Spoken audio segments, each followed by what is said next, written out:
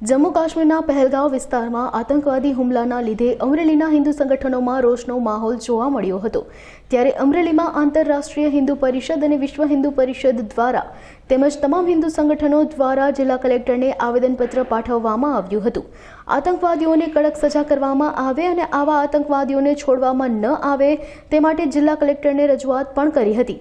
આ દરમિયાન લાઠી બાબરાના ધારાસભ્ય જનક તળાવિયા, આંતરરાષ્ટ્રીય હિન્દુ પરિષદ, વિશ્વ હિન્દુ પરિષદ તેમજ વિવિધ હિન્દુ સંગઠનોના સભ્યો આ આવેદનમાં જોડાયા હતા। જય શ્રી રામ। મારું નામ સુરેશભાઈ સોલંકી, આંતરરાષ્ટ્રીય હિન્દુ પરિષદ સૌરાષ્ટ્ર પ્રાંત મજદૂર સંઘના અધ્યક્ષની જવાબદારી છે। આજરોજ આંતરરાષ્ટ્રીય હિન્દુ પરિષદ અને અમરેલી સમાજની તમામ ધર્મપ્રેમી હિન્દુ ભાઈઓ સાથે મળીને માનનીય શ્રી કલેક્ટર સાહેબને એક આવેદન રૂપે રજૂઆત પણ કડક શબ્દોમાં કરી છે કે ગયા દિવસોમાં કાશ્મીરમાં જે આતંકીઓ દ્વારા એક ભયંકર ક્રૂરતાપૂર્વક જે હુમલો કરવામાં આવ્યો અને આ હુમલાની અંદર આપણે જે સમાજને બીજા માણસો એમ કહે છે કે આતંકીને કોઈ ધર્મ નથી હોતો, કોઈ જાતિ નાતી હોતી નથી, તો આ આતંકીઓએ હિન્દુ જાતિના છો એવું પૂછીને જ એવા હિન્દુને ટાર્ગેટ બનાવી અને એમની ઉપર હુમલો કરવામાં આવ્યો છે। તો સરકારશ્રીને વિનંતી છે આને તમે છાવરવાનું બંધ કરો ને આની ઉપર જે કડક કાર્યવાહી થાય એ કાર્યવાહી કરો। બીજું આજરોજ અમે કલેક્ટર સાહેબને જે રજૂઆત કરવા માટે આવ્યા હતા તો આની અંદર અમે જય શ્રી રામ તો બોલવાના, જેનું કારણ છે હિન્દુ ધર્મના ઈષ્ટદેવ છે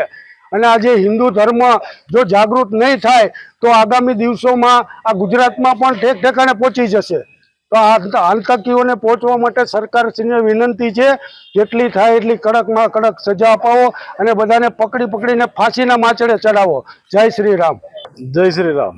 રશ્મિનભાઈ ત્રિવેદી, અમરેલી જિલ્લા વિશ્વ હિન્દુ પરિષદ ઉપાધ્યક્ષની જવાબદારી।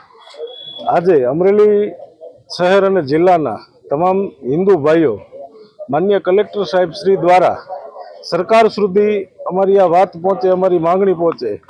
પુલવામા ખાતે ધર્મ પૂછી અને જે નરસંહાર કરવામાં આવ્યો છે, આવા દૈત્યોની સામે કડકમાં કડક પગલાં લેવાય અને જો આને હળવાશથી લેશે સરકાર તો આવા છાસવારે પ્રસંગો બનશે।